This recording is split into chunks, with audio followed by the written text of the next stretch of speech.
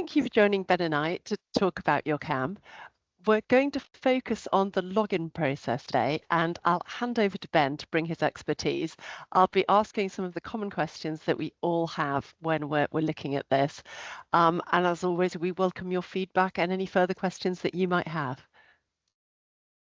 Thanks, Tracy. So to start with, you'll see in this inbox here, which I've created specifically for this demo, there are two emails. One will have your login confirmation, which you'll see has the username, which will be your email address. And then the other one has a temporary password. So the first thing, and with this specific Yahoo Mail address, was that these two emails went into the spam folder. So this may vary depending on your email provider. If you've requested logins or if we've confirmed that we've sent logins, it is important to check the spam folder roughly, I'd say 5 minutes after receiving confirmation from us, just in case they have ended up in the spam folder for whatever reason. Ben, I'm just going to jump in there and say I know as well if anybody's using a corporate inbox, then these things can also get stuck behind firewalls, can't they? So it might be worth talking to your IT support if you're using a company email address rather than Yahoo or Gmail or something. Exactly that. Yeah, it's one of those things where because it's essentially an unexpected email, it will throw a potential security risk, especially if it's a corporate one. A lot of firewalls do tend to take emails like this or emails with zip files and specifically hold them back. So if you do not receive anything and it is a corporate email, it is worth checking just in case that's been stuck anywhere. So you'll see on both of these emails, there is a link to the login page directly. So this will be the login page for all clients to log into. So if I first take the email address, and I'm just going to take the temporary password here. And you're cutting and pasting there, Ben. I think that's a Yep. really good idea, isn't it? Because these temporary passwords are full of upper and lowercase letters and Yes, exclamation marks and goodness knows what else. exactly that. So these are passwords we don't generate ourselves. The system itself automatically generates it, so we have no control over this. So before I sent the password to this account, I wasn't able to tell what this password would be. So we can't set it to something specific. It will come out as a combination of capital, lowercase letters, numbers, and symbols. It is also important to recognize that with some email providers, they will add an extra space at the end here. So if I went to highlight everything and it came up with an extra space, when I try to log in, the password will generate with that extra character for the space, which may come out with that the password's incorrect. So it's just important to make sure that when you are highlighting and if you are copying it, that it does end with the last letter. Really good point, Ben. Thank you. That's so frustrating, isn't it? You just want to log on, you've got a new password. Yeah, that's something to really watch out for. Thank you. So as you can see here, it is a 5-step process. So with this, first thing you'll have to do is set a new password. As you can see here, it's got to be 8 characters long and containing exactly the same as what the temporary password did. So a capital letter, lowercase, numbers, and symbols. So I'm just going to set a temporary password here for this account.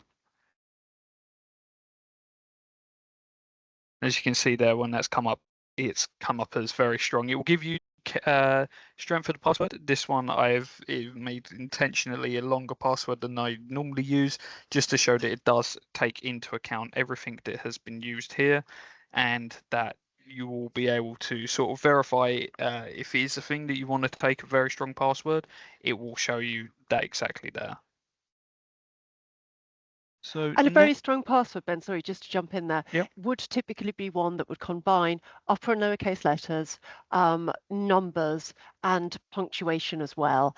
And I think we're all aware, unfortunately, of an increase in people's accounts generally being hacked at the moment. And we'd really encourage people, wouldn't we, to find a strong password, maybe even just something that they're looking at in front of themselves, on their kitchen table or their desk when they're using their computer. And, read dictionary 297 exclamation mark or something. Exactly that. Yeah, the stronger the better. It'll keep your account secure and it should keep them safer from hacking or any hacking attempts, as opposed to you using, say, your surname and then the year you were born as a password, for example. Always my daughter's names, and obviously Yes. so easy to hack. Yes. So once the password has been set, you do have your list of security questions. I'm not going to put specific answers in here. I will just pick two to get us through. But obviously with these, I am just going to put generic words in. But as you can see here, I've hit the number key for 2 there.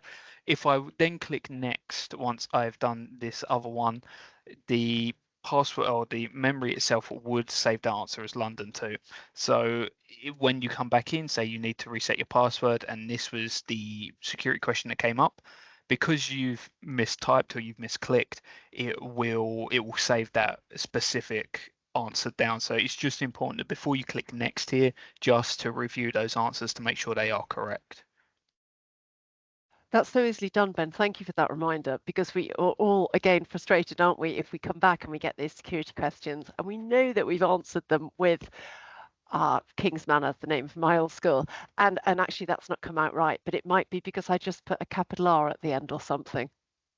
Exactly that. These, I believe, are case sensitive as security questions.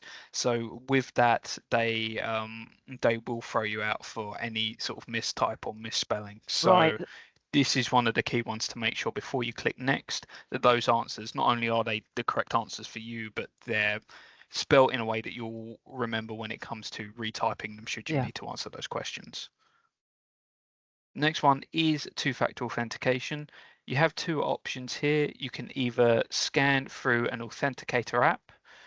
If you have those, they are available in the App Store. The main ones are normally Google or Microsoft.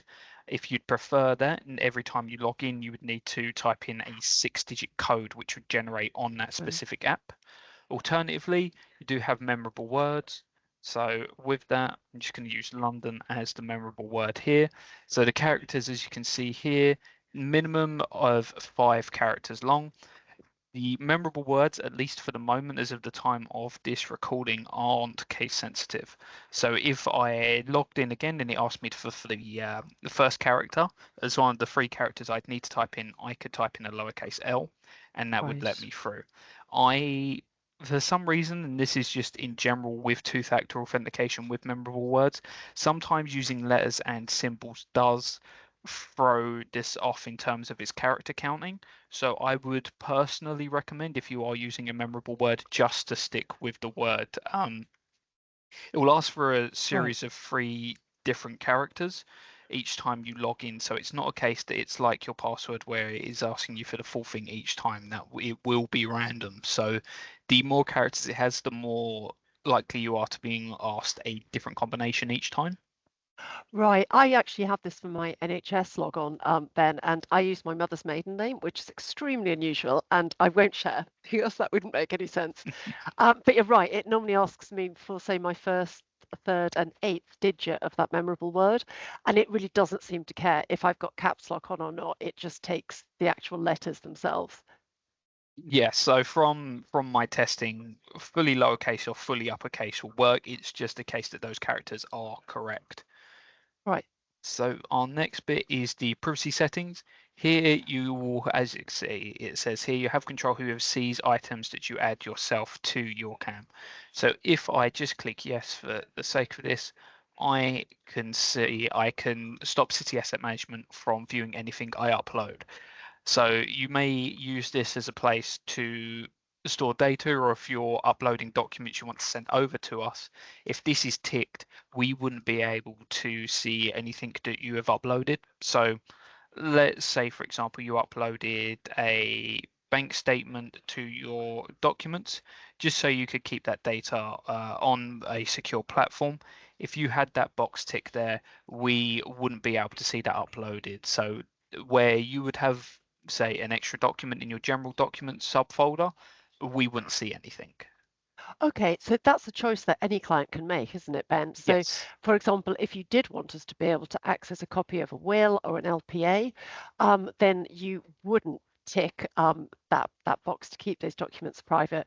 You would allow your investment manager or your financial planner to see that. But conversely, as you say, you might very well want to keep copies of a number of different bank and building society statements there. So, for example, a loved one would have access to that information securely, in which case you would tick so we wouldn't see that data.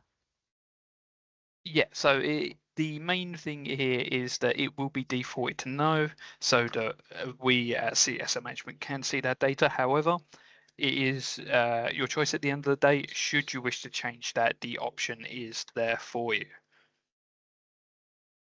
And then the final one is the terms, conditions, and your privacy statements. As you can see here, both terms and conditions and privacy policy are highlighted. Should you wish to read through them, all you have to do is click on that and the pop-up menu will come down for you to read both the privacy policy and terms of conditions. Those are highlighted in both places that they are listed under. You will need to tick that box to go through. As you can see, if I click next and not tick the box, it comes up with that I must accept terms and conditions in red. Feel free to take your time if you are looking to read through these. However, I will say that if you do at any point in time close this browser down while you're going through the logins, we'd have to start again from scratch. So say you got to this page and for whatever reason you closed this down, or your internet provider, there was a power cut, there was an outage, we would have to start again from scratch. So if that is the case, any point in time you can email us and we can send out a new password reset for you. It will take you back to the beginning, but it is an option that is available for you. Right. That's good to know. Thanks, Ben. Yeah, so if I click next, it says here that I can now begin using YourCAM. Once I click finish, this will take me through to my homepage where everything I need would be available for me. Fantastic. Thank you. That seems really neat and straightforward. Yeah, so it should all be there on the screen available to you. If there are any issues, of course, we are available to be contacted, but everything there is a relatively straightforward step-by-step guide. But obviously, if any issues arise, we can look into them. Thanks, Ben. We do have other videos that support different functionality of your CAM. So once you're using the system, if you do have any questions, then as Ben says, do reach out to us, or alternatively, have a look at the video library and see if there's some material there that might help. Thank you for watching.